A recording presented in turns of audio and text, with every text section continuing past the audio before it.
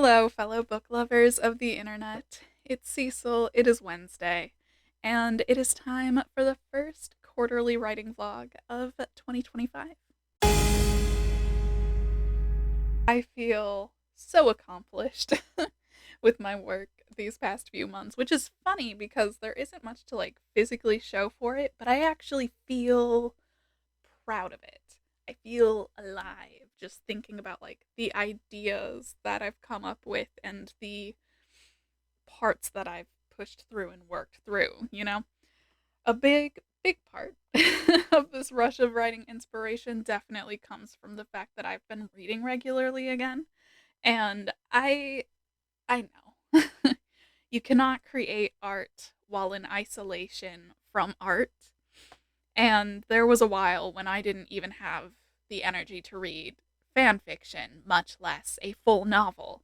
I was also kind of afraid of reading too much fantasy and science fiction because I don't know. I was afraid I'd accidentally steal ideas from other authors, and then if I don't actually read the books that are in a similar genre and subgenre as my book, then if somebody was like, "Hey, that reminds me of this," I'd have plausible deniability, which is silly. So much of the dystopian science fiction genre has been shaped by the enclosing fist of capitalism, imperialism, and authoritarianism around the necks of the working class. So I am no longer so naive as to think that I could come up with a narrative that has never been told whatsoever. I will bring my own critiques of the systems of power as well as the solutions to those systems of power that I have seen. Even if my overall theme is familiar, my work is my work, and being inspired by other authors is not plagiarism. And it feels silly to say it out loud because it's yeah, there's nothing new under the sun, and everything is a little derivative. Make the art anyways, dude.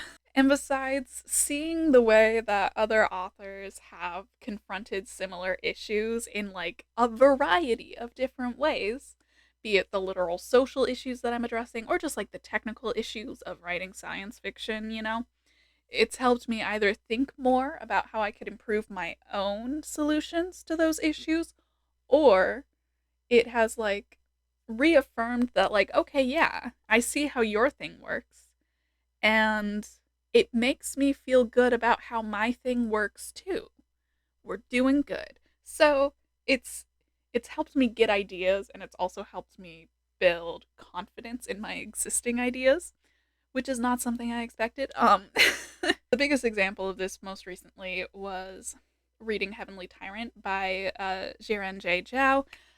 I saw how they chose to handle the concept of a universal translator, which is something that we've talked about here before because it's something that I had to deal with as well. And while the protagonist, Jitan, did not ask about, specifically how the translation stuff worked, seeing it in action was still, good enough to kind of comprehend what the device was doing and to sort of be okay, my thing is different than this, but it also solves the problem. And I agree that we've both done this in a plausible way.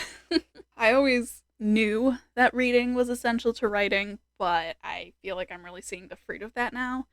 And it's it's nice. It's nice to be back to reading. I I've always been a reader. I've always loved reading, but I burned out really badly at the end of high school, which means that I just spent 6 years barely reading. And last year, when my friend John was like, "Hey, what if we did a podcast where we read books?" I was really nervous because I was like, what if I fail? What if I can't get into reading again? What if? But it ended up working out very well, and it's helped me a lot in my other creative endeavors. So, shout out to John and the rest of the Cryptid Book Club for making this possible. But here is the progress on each of the goals that I had outlined in the goals for 2025. Number 1, finishing my outline. I have outlined 5 more chapters, which may not sound like a lot, but this outline is like way more in depth than I usually do for outlines. Um, I think that if you, as the reader, were to just read my outline, you probably would not have to read the book in order to have like meaningful conversations with other people about what happened in the book. It's kind of a brain dump where I'm actively sorting through my thoughts, my ideas, the plot points, the cultures I'm adding, etc. Where I had been stuck at the beginning of the year was at a transitional moment, taking it from like one big event into the next smaller events before the next big event.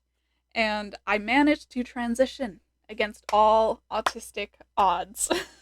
And naturally, now that I'm past the next big event, at another transitional period, but I don't feel stuck this time. I feel invigorated. I'm still not completely sure how much to go through and how much time to skip, but it feels like I'm starting to find a solid rhythm. And I know that some of these big events will technically repeat a couple of times, which means I don't necessarily have to focus on them as hard this time around. So now might be a good time to kind of hone in on some of those smaller moments and take the opportunity for character building, for relationship building, for world building, you know? That's another thing that I've been admiring and analyzing in the books that I've been reading is the tempo, the pacing. It's helped me conceptualize when to speed up or slow down, what to drag out, what not to. I still don't really know how long this book will be because if it's going to cover the full 2 years, I'm at chapter. Oh gosh, let me look. I'm at chapter 18 and I am 6 months through the story.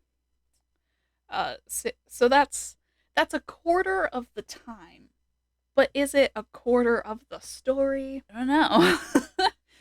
It could be a little bit more than that. It could also be a little bit less than that. I don't really know at what point. You know? So that we will still see. But I'm excited for it nonetheless. And I've started truly, deeply envisioning the sequel, which is something I never thought I'd see the day for, so that's very exciting. The second goal was fleshing out the villain, and at this point in the outline, 18 chapters in, the villain has appeared 2 times. I've imagined countless conversations between him and Heather, important pieces of lore in history that needs to be imparted onto Heather, and I'm just struggling to keep him long enough for those conversations to really happen. I don't want it to feel like the big bad evil guy is singling out my protagonist like often happens, but at the same time it's like, yeah, this is usually being told from the point of view of the person it's being told from for a reason. They will tend to be singled out by the villain. That makes sense. Anyways, this to say, it's hard to flesh him out without his actual presence in the novel. I just don't want it to feel forced or weird, and I don't want to accidentally give the impression that he's obsessed with Heather, because he's not. He's more obsessed with the idea of his army becoming complete and wants to ensure the new kid is ready to speed run through the training in 2 years that takes most people 6 years. You know, it's hard to flesh him out if he's not there, but it's hard to keep him there in a way that makes sense for him when he's not fleshed out. So, not entirely sure what I'll do to face this, but I do have a couple of ideas.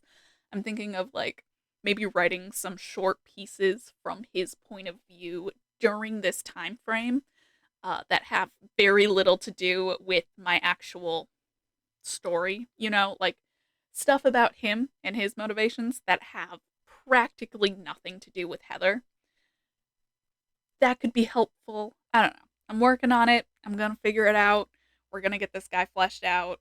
But yeah, I'm thinking of writing maybe some short scenes that are from his point of view, or like some like log entries. I might even go back before the events of the story and kind of write out some of that, because I've envisioned it a lot and I've kind of like written about it from an omniscient third person point of view, almost like a history book, because I've written like weirdly academic notes for the world building and the science of the worlds, because that just felt like the right way to do it.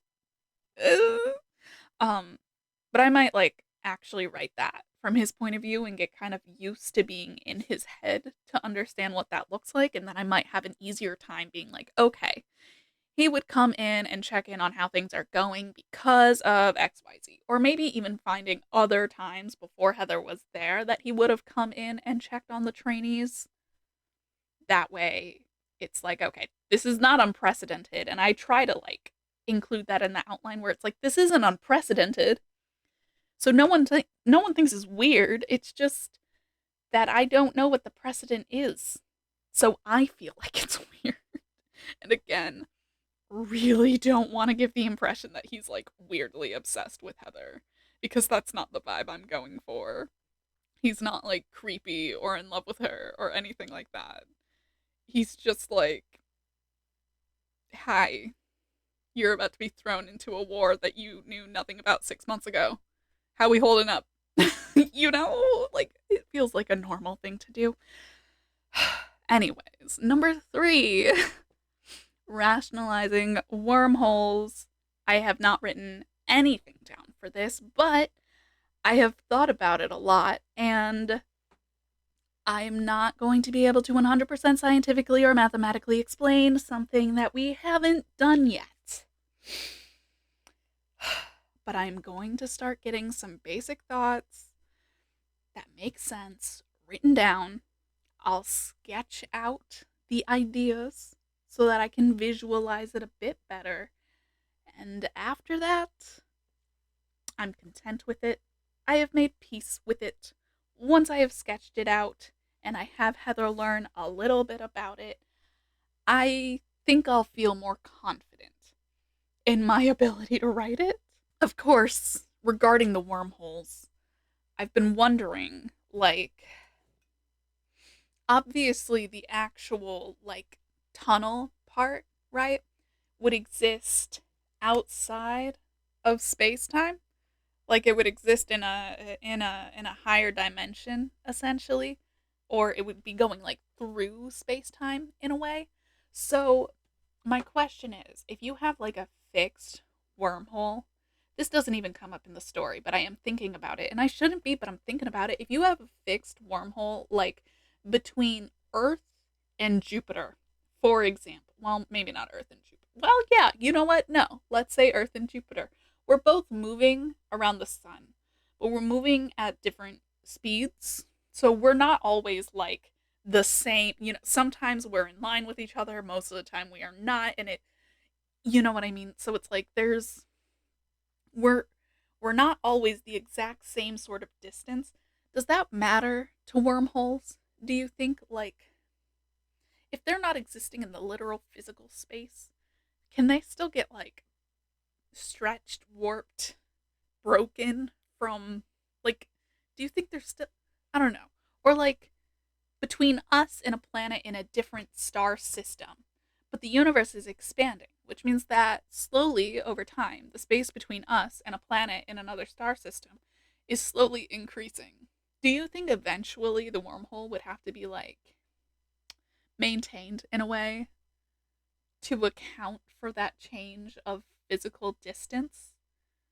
Does it matter? This doesn't come up in the book at all, but here I am wondering about it. So, hopefully, I don't get too sidetracked thinking about that, but I am thinking about it. I can't even lie to you. I'm thinking about it because, like, it's kind of relevant. Is it relevant enough? No. But is it, like, a little relevant? Kind of. Because, like, there's also the idea of wormholes between different universes only being able to be open for a certain amount of time because of movement. And so I'm like, if that is true, does this also make this true? I don't know. So we'll figure that out. But who knows? Maybe by the end of June, I'll have a new goal to replace this one. It is both nice and annoying when a goal ends up being like easier than you built it up in your head to be. Just a little bit more of thinking and reading, and things started to click, other than, my ridiculous hypothetical follow up questions that are now attached to it. But I am glad to be making good progress. So, all in all three goals, progress is being made. I would say the goal that's going the best and will probably be done the soonest, rationalizing wormholes. Second best, outline. Third best, which is to say the worst, is fleshing out the villain. Mostly because in the actual story, he has not been there much. So we'll have to figure that out. We'll have to get him in there, but that's okay. We'll figure it out. I'll do some writing exercises. And if I find anything that works, I will share it for anybody else who is like, how do I this guy is not here. How do I do this? It's kind of like I don't want him to end up feeling like the Darkling in the first Shadow and Bone book. Cuz like on the one hand, I'm like, yeah, sure, okay, he's pretty charismatic, I guess. But that man is never there. Like, he's there sometimes, but enough enough to justify any sort of like, oh, him and Alina and it's like, how am I supposed to be compelled about him, his the things that drive him, anything? How, like, I don't really have an opinion on this guy, to be honest, other than the fact that I went in already knowing he was bad. But like, I already knew he was bad. I don't think I got anything particularly interesting out of the book. So I'm like, I don't want to do that. I feel so bad because there were so many things in Shadow and Bone that I was like, don't do it like that. Love the world though, and I have heard that the Six of Crows books are much better, but I would like to finish the Shadow and Bone series because even though I don't even though I don't love the main character, I also love the plot and I love the world that it's in, and I want as much context as possible before reading Six of Crows. But that's a whole other thing. Anyways, yeah. So we're going to work on it. And if I come up with something that seems plausible and makes sense, then I will share that so that anybody else who is like, what do? Writing exercises. It is exciting to be on a good roll, and I'm really hoping that it can just keep continuing. I am terrified of the possibility of losing steam, or that, like, once the outline is finished, I'll get caught up on little things in the outline that I want to change, and then I'll just be adjusting the outline forever, and I'm scared. I'm scared of my own perfectionism. It's like I don't want to be such a perfectionist that I never write the book, but I don't want to throw so much caution to the wind that the book ends up sucking. You know what I mean? So we're working on it. um but anyway, if you like this video, give it a thumbs up and leave a comment below. What is your current writing project? What are you working on? How is it going for you? You can follow me in the links in the description box below, and subscribe if you haven't already. And I will see you in the next one.